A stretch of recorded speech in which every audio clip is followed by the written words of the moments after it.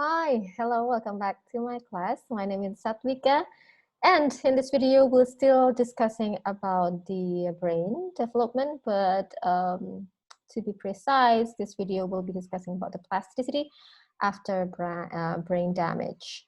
So as some of you might know that almost all survivors of brain damage, they show behavioral recovery to some degree. And it means that we can recover from brain damage. And some of the mechanisms rely on the growth of new branches or of axon and dendrites. Yeah, and it's similar to the mechanism of brain development that we have discussed in the previous video. And understanding the process of plasticity here will lead to better therapies for people with brain damage, and it will contribute to our understanding about the brain functioning itself. So first here, let's just review what are the causes of brain damage. So the possible causes of brain damage include tumors, tumors in our brain, and then it is also infection that can caused by bacteria or viruses. Some new findings suggest that, for example, like COVID-19 is also infected the brain with the virus and causes deterioration in some or several cognitive function. Yeah, and then also radiation and toxic substances also may cause brain damage. Yes, for example, like exposure to pollution and radiation from X-ray, from cell phone, for example, that may also cause brain damage, as well as degenerative conditions such as Parkinson's disease or Alzheimer's disease. And in young people, the most common cause is closed head injury. It's a sharp blow to the head that does not puncture the brain, but the effect of closed head injury depends on the severity and frequencies of the injury itself. So it's actually like a serious problem because many children and young adults sustain at least one mild blow to the head from a fall, maybe, or a bicycle or automobile accident or sport injury. Then it can be like concern there because well, most recover without treatment. They may be possibly suffering only an occasional headache afterward, but 7 to 8 young people actually 7 to 8 young people per 1,000 people require hospital treatment because of this closed head injury. And of those, about 20% suffer a persisting disability. Okay, and it will implies to that football helmets, race car helmets, and like helmets, and so forth will give more protection if they extend it down to the shoulder and to prevent rotation and whiplash of our head. Yeah. Also, if you see a crash about to happen, you better should tuck your chin to your chest and tighten your neck muscle to prevent a closed head injury. Okay, remember that. Also, stroke is also common causes of brain damage that happen in a lot of people. Also, young people start to experience a stroke in younger age than before. All right, so this is a common cause of brain damage, especially in older people, but recently more younger people also may experience stroke already. And stroke is a temporary interruption of normal blood flow to a brain area during a stroke, also known as a cerebrovascular accident. Yeah, and the more common type of stroke is ischemia and hemorrhage. Yeah, ischemia is the result of a blood clot or other obstruction in artery in our brain. And the less common type is hemorrhage, is the result of a ruptured artery. And the effect of stroke vary from barely noticeable to immediate fatal. So in this figure, you might see the brains of 3 people, one who died immediately after stroke, one who survived long-term after stroke, and a bullet wound victim. Yeah, as you can see the differences there. In ischemia, the neuron deprived of blood lose much of their oxygen and glucose supplies. And in hemorrhage, they are flooded with blood and excess oxygen, calcium, and other chemicals. But both the ischemia and hemorrhage lead to many of the same problem, including edema or the accumulation of fluid in our brain that will increase pressure on the brain and the probability of additional stroke afterwards. And both are also impair the sodium potassium pump. Yeah, as you may recall from our first class, how the mechanism happened of the sodium potassium pump. And because of that, it will lead to an accumulation of sodium inside the neuron. And the combination of edema and excess sodium will provoke excess release of the transmitter of glutamate, which overstimulate the neurons and will damage both the neuron and the synapses. And how to reduce the harm of a stroke? Well, today prospects are good for ischemia. Yeah, if physician or our doctor act quickly, a drug called the tissue plasminogen activator, or TPA, will break up blood clot and it will save our brain immediately. But to get the benefit from this TPA, a patient should receive TPA quickly, at least within 4.5 hours after a stroke, no more than 4.5 hours after the stroke happened. Actually, the emergency wards in a hospital have improved their response times, but the limiting factor is that most stroke victims don't get to hospital quickly enough, right? But sometimes because of they didn't realize they had suffered a stroke. And what are other treatments that might be effective shortly after stroke? So given that strokes kill neurons by overstimulation, one approach has been to decrease stimulation by blocking the glutamate synapses or blocking calcium entry. And other approaches is also might be done by cooling the brain, giving antioxidants, giving antibiotics, albumins, and treatment that affecting the immune system. So each of that promise in studies with laboratory animals, yeah, however, unfortunately, all of them have produced disappointing results in human.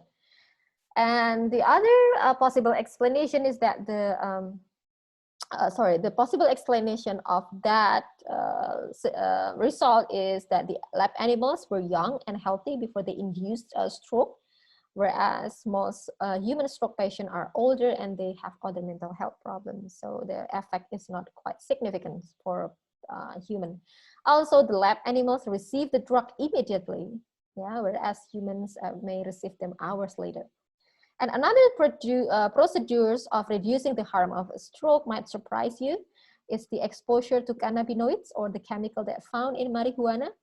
It can minimize the damage caused by stroke in laboratory animals. Yeah, you might wonder how anyone thought of trying such a thing. Yeah?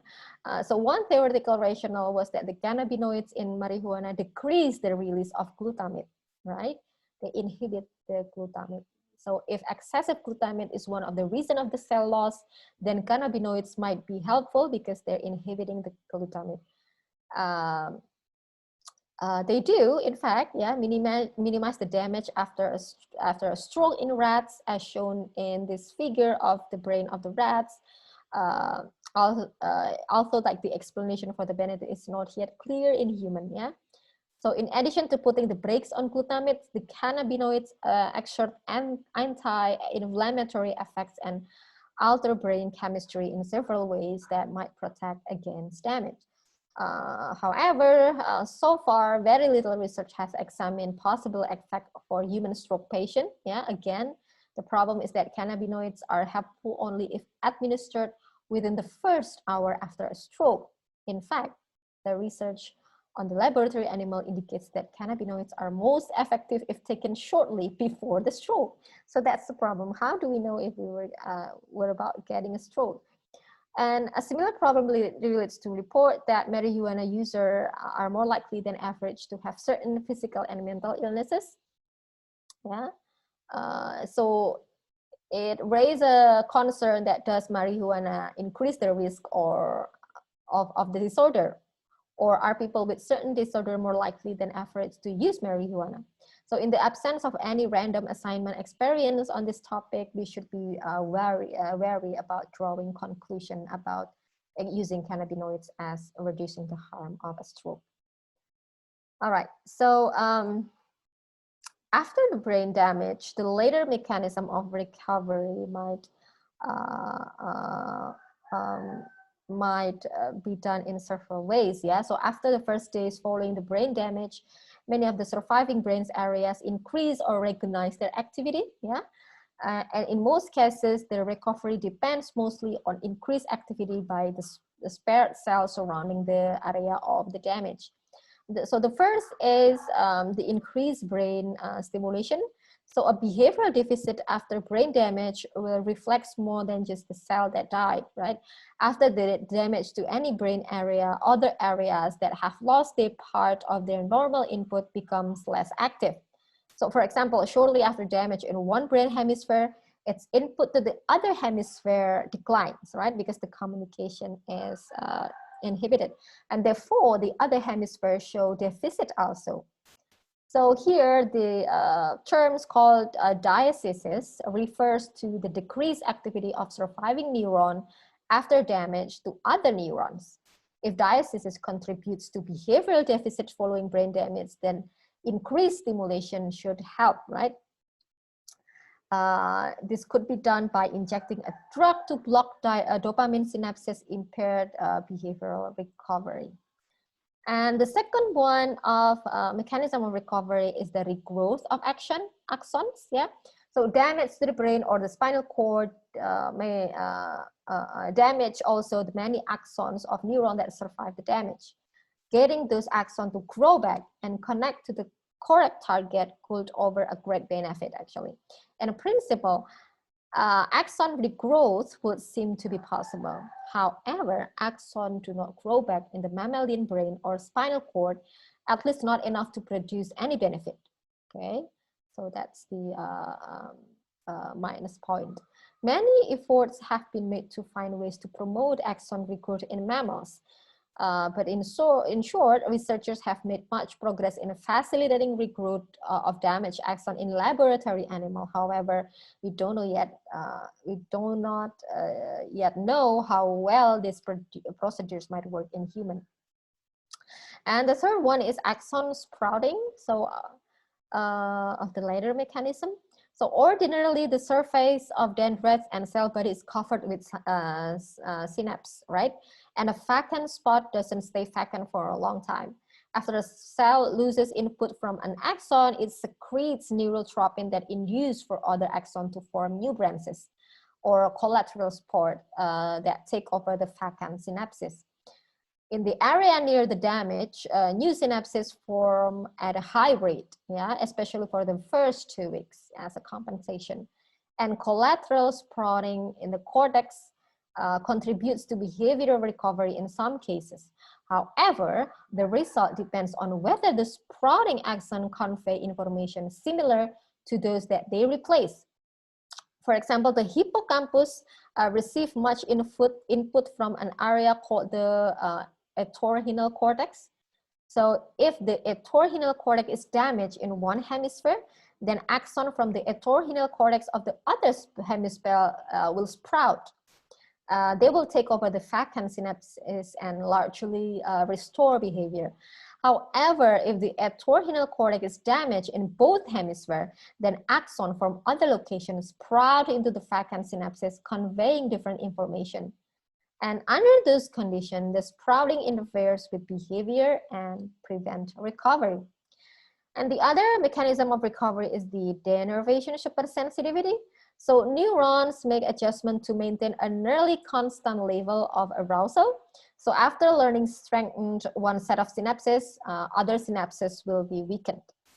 So if this didn't happen, then every time you learn something, your brain will get more and more aroused, right? So it's important for your learning mechanism. Conversely, if a certain set of synapses become inactive, perhaps because of damage elsewhere in the brain, the remaining synapses become more responsive, more easily stimulated. So this process of enhanced response known as denervation supersensitivity or receptor supersensitivity.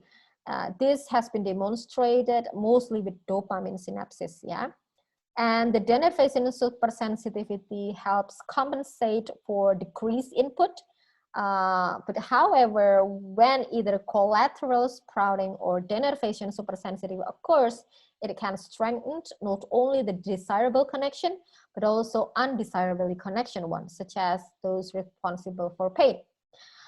Unfortunately, many treatments that facilitate the regrowth of axon in a damaged spinal cord also lead to chronic pain. And next is the reorganized sensory representation and the phantom limbs. So if a brain area loses its incoming axon, yeah, we can expect denervation, supersensitivity, collateral spotting, or both will be happening. And the result is either increased response to a synapse that previously produced little effect or response to an axon that previously did not attach at all. And now let's imagine how these processes might apply in the case of an amputation. So it's a section along the somatosensory cortex receive input from part of the body, right? You can see in this figure the arrangement of a brain, of a monkey brain. And in one study, experimenters amputated fingers 3, as you can see in this figure, of a monkey. And the cortical cells that previously responded to information from finger 3 lost their input, right? Because of the amputation. Soon, those cells become more responsive to finger 2 and finger 4, or part of the palm, until the cortex developed the pattern of responsiveness. But what happens if an entire arm is amputated? For many years, neuroscientists assumed that the cortical area corresponding to that arm would remain permanently silent because axons from other cortical area could not sprout far enough to reach the area representing the arm. Then came a surprise. So investigator recorded from the cerebral cortices of monkey whose sensory nerve from one forelimb had been cut 12 years previously. They found that the stretch of cortex previously respond to that limb was now responsible to the face. Very interesting, right? So after loss of sensory input from the forelimb, the axon representing the forelimb degenerated, leaving vacant synaptic sites at several levels of the CNS. Evidently, axon representing the face sprouted into the site in the spinal cord, brainstem, and thalamus. Now, consider that reorganized cortex, the cell that previously responded to arm stimulation now receive information from the face. Does it feel like stimulation on the face or on the arm? The answer is it feels like in the arm. Very interesting, right? So evidently the brain areas that start off as arms area, hands area, or whatever, they retain those properties even after decades without normal input. And one patient had a hand amputation at age 19, and 35 years later, a new hand was grafted in its place, and within months, he started to feel normal sensation in that hand. It's like magic. And physicians have long noted that many people with amputation experience a phantom limb, a continuing sensation of an amputated body part. That experience can range from tingling to intense pain, either occasionally or constantly. And people can have a phantom hand, foot, or anybody other body part. And the phantom sensation might last days, weeks, or even for a lifetime. And until the 1990s, no one knew what caused phantom pains, and most physicians believe that the sensation came from the stump of the amputated limb. But modern methods show that phantom limbs develop when the relevant portion of the somatosensory cortex reorganizes and becomes responsive to alternative inputs. And then we're moving forward to the learned adjustment in behavior as a mechanism of recovery. Someone with brain damage may have lost some ability totally or may be able to find it with enough effort, right? And much recovery from brain damage depends on learning to make better use of the abilities than that were spared. For example, if you lose your peripheral vision, you learn to move your head from side to side to compensate, right? And therapy for a person with brain damage begin with careful evaluation of a patient's abilities and disabilities. For example, someone who has trouble carrying out spoken instruction might be impaired in hearing, memory, and language, and muscle control or alertness as well. After identifying the problem, a physical therapist or occupational therapist will help the patient practice the impaired skills. And behavior recovered after brain damage is effortful, yes, and its recovery is precarious. A person with brain damage who appears to be functionally normally is working harder than usual, of course. The recovered behavior deteriorates markedly after drinking alcohol, physical exhaustion, or other kind of stress that will minimally affect most other people. Okay, so in short, many individuals with brain damage are actually capable of more than they show because they actually avoid using skills that have become impaired or difficult. But if they train it, and actually it can be uh, uh, uh, uh, adjusted of learning that behavior again. All right, so that's all for these videos, and we will discuss all about the evolution, the brain development, and plasticity. Thank you for your attention, and I'll see you soon. Bye.